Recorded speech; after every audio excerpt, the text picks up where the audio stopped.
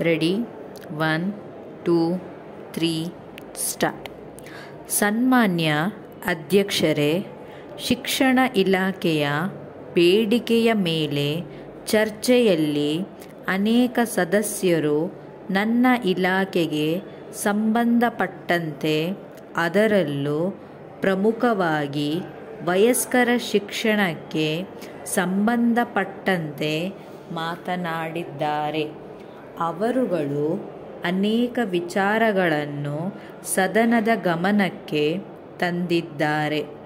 ಆದರೆ ಕೆಲವು ವಿಧಾನಸಭಾ ಸದಸ್ಯರು ಇದಕ್ಕೆ ಗಮನ ಕೊಡದೆ ಇರುವುದನ್ನು ಕೇಳಿ ಬಹಳ ವಿಷಾದವನ್ನು ನಾನು ವ್ಯಕ್ತಪಡಿಸುತ್ತೇನೆ. ಇವತ್ತು ಶಿಕ್ಷಣ ಎಂದರೆ ಪ್ರಾಥಮಿಕ, ಮಾಧ್ಯಮಿಕ ಹಾಗೂ ಉನ್ನತ ಶಿಕ್ಷಣವೆಂದು ಸಾಮಾನ್ಯವಾದಂಥ ಭಾವನೆ ಜನಸಾಮಾನ್ಯರಲ್ಲಿ ಇದೆ ಮತ್ತು ಪ್ರತಿನಿಧಿಗಳಲ್ಲಿಯೂ ಸಹ ಅದೇ ಒಂದು ಭಾವನೆ ಒಡಮೂಡಿದೆ ಎಂದು ಹೇಳಬೇಕಾಗುತ್ತದೆ. ಇವತ್ತು ಈ ಒಂದು ವಯಸ್ಕರ ಶಿಕ್ಷಣದ ಬಗ್ಗೆ ತಾತ್ಸಾರವಾದ ಭಾವನೆ ಏತಕ್ಕೆ ನಮ್ಮ ಸದಸ್ಯರಲ್ಲಿ ಇದೆ ಎಂಬುದನ್ನು ನಾವು ಬಹಳ ಗಂಭೀರವಾಗಿ ಯೋಚನೆ ಮಾಡಬೇಕಾಗುತ್ತದೆ. ವಯಸ್ಕರ ಶಿಕ್ಷಣದ ಬಗ್ಗೆ ಈಗಾಗಲೇ ಅನೇಕ ಸಲಹೆ ಸೂಚನೆಗಳನ್ನು ಕೊಟ್ಟಂಥ ಮಾನ್ಯ ಸದಸ್ಯರು ಪ್ರಮುಖವಾಗಿ ಹೇಳಿದಂತಹ ವಿಷಯ ಏನೆಂದರೆ, ಈ ಕಾರ್ಯಕ್ರಮ ಸರಿಯಾಗಿ ನಡೆಯುತ್ತಿಲ್ಲ ಹಾಗೂ ಹಣ ಇಲ್ಲಿ ದುರುಪಯೋಗ ಆಗುತ್ತಿದೆ ಎನ್ನುವ ಮಾತನ್ನು ಹೇಳಿದ್ದಾರೆ. ವಯಸ್ಕರ ಶಿಕ್ಷಣದ ಬಗೆಗೆ ತಾತ್ಸಾರ ಭಾವನೆ ತಾಳುವುದರ ಜೊತೆಗೆ ಶಿಕ್ಷಣ ಇವತ್ತು ಈ ದೇಶಕ್ಕೆ ಅವಶ್ಯಕತೆ ಇದೆ ಎನ್ನುವುದರ ಬಗ್ಗೆ ಕೂಡ ಗಂಭೀರವಾಗಿ ಆಲೋಚನೆ ಮಾಡಬೇಕಾಗಿದೆ.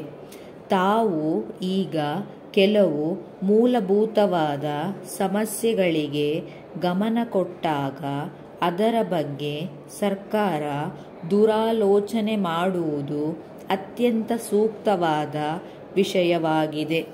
ಅನೇಕ ಶತಮಾನಗಳಿಂದಲೇ ಹಿರಿಯರು ಕೆಲವು ಜನಪದ ಸಾಹಿತ್ಯವನ್ನು ರಚಿಸಿದಂತಹವರು ಸಹ ನಿರಕ್ಷರ ಕುಕ್ಷಿಗಳೇ ಆಗಿದ್ದರು. ಹಿಂದೆ ಅತ್ಯಂತ ಅದ್ಭುತವಾದ ಗ್ರಂಥವನ್ನು ರಚಿಸಿದವರು ಸಹ ಅವಿದ್ಯಾವಂತರಾಗಿದ್ದರು. ಹೀಗೆ ಅನಕ್ಷರಸ್ಥರು ಒಂದು ವಿಶೇಷವಾದ ಹಾಗೂ ಮಹತ್ವಪೂರ್ಣವಾದ ಹೆಗ್ಗಳಿಕೆಯನ್ನು ಪಡೆದಾಗ ಈ ಸಾಕ್ಷರತೆಯ ಅವಶ್ಯಕತೆ ಇದೆ ಎನ್ನುವುದು ತಿಳಿಯುತ್ತದೆ. ಜ್ಞಾನ ಸಂಪತ್ತನ್ನು ವೃದ್ಧಿ ಮಾಡುವಲ್ಲಿ ವಿದ್ಯಾಭ್ಯಾಸದ ಪಾತ್ರ ಬಹಳ ಮುಖ್ಯವಾಗಿದೆ ಎಂಬುದನ್ನು ನಾವು ಈ ಸಂದರ್ಭದಲ್ಲಿ ತಿಳಿದುಕೊಳ್ಳಬೇಕಾಗುತ್ತದೆ. ನಮ್ಮ ದೇಶದಲ್ಲಿ ಅನೇಕ ಸಮಸ್ಯೆಗಳು ಇವೆ. ಅದರಲ್ಲೂ ನಮ್ಮ ದೇಶದಲ್ಲಿರುವ ಬಹುಸಂಖ್ಯಾತರ ಆರ್ಥಿಕ ಜೀವನ ಬಹಳ ಕೆಳಮಟ್ಟದಲ್ಲಿದೆ. ಆರ್ಥಿಕ ದಾರಿದ್ರ್ಯಕ್ಕೆ ಮೂಲ ಕಾರಣ ಎಂದರೆ ಅನಕ್ಷರತೆ ಎಂದು ನಾವು ತಿಳಿದುಕೊಳ್ಳಬೇಕಾಗುತ್ತದೆ. ಆದುದರಿಂದ ಬಹುತೇಕ ದಾರಿದ್ರ್ಯದ ವಿರುದ್ಧ ನಾವು ಸಮರವನ್ನು ಸಾರುವ ಕೆಲಸ ಮಾಡಬೇಕಾಗಿದೆ. ಅದಕ್ಕೆ ಅಕ್ಷರ ಜ್ಞಾನದಿಂದ ಮಾತ್ರ ಇದನ್ನು ಸಾಧಿಸುವುದಕ್ಕೆ ಸಾಧ್ಯವಾಗುತ್ತದೆ ಎಂದು ನಾನು ಸದಸ್ಯ ಮಿತ್ರರಲ್ಲಿ ಹೇಳುವುದಕ್ಕೆ ಇಚ್ಛೆಪಡುತ್ತೇನೆ. ಏತಕ್ಕೆ ಇಷ್ಟೊಂದು ಗಮನ ಕೊಡುತ್ತಿದ್ದೇನೆ ಎಂದರೆ, ಕೇವಲ ಖಾತೆಯ ಜವಾಬ್ದಾರಿ ಹೊತ್ತಿರತಕ್ಕ ಒಬ್ಬ ಸಚಿವನಾಗಿ ಹೇಳುತ್ತಿಲ್ಲ. ವಯಸ್ಕರ ಶಿಕ್ಷಣ ಖಾತೆಯನ್ನು ನನ್ನ ಜವಾಬ್ದಾರಿಗೆ ಕೊಟ್ಟಾಗ ಅನೇಕ ಮಾತುಗಳನ್ನು ನಾನು ಕೇಳಿದ್ದೇನೆ. ವಯಸ್ಕರ ಶಿಕ್ಷಣ ಇಲಾಖೆಯ ಬಗ್ಗೆ ಸದಸ್ಯ ಮಿತ್ರರು ಉತ್ತಮ ಅಭಿಪ್ರಾಯವನ್ನು ಹೊಂದಿಲ್ಲದಿದ್ದರೂ ಸಹ ಅದಕ್ಕೆ ಒಂದು ಸುಧಾರಣೆಯನ್ನು ತರಲೇಬೇಕೆಂದು ಹೊರಟಿದ್ದೇವೆ. ಆದುದರಿಂದ ಇವತ್ತು ನಮ್ಮ ಸಮಾಜದಲ್ಲಿರುವ ಲೋಪದೋಷ ಇರುವುದನ್ನು ಹೋಗಲಾಡಿಸಬೇಕಾದರೆ ಯಾವ ರೀತಿ ಸಾಕ್ಷರತೆ ಪ್ರಚಾರದ ಬಗ್ಗೆ ಬದಲಾವಣೆಯ ಮಹತ್ವ ಕೊಡಬೇಕಾಗುತ್ತದೆ ಎಂಬುದನ್ನು ನಾವೆಲ್ಲರೂ ತಿಳಿದುಕೊಳ್ಳಬೇಕಾಗುತ್ತದೆ.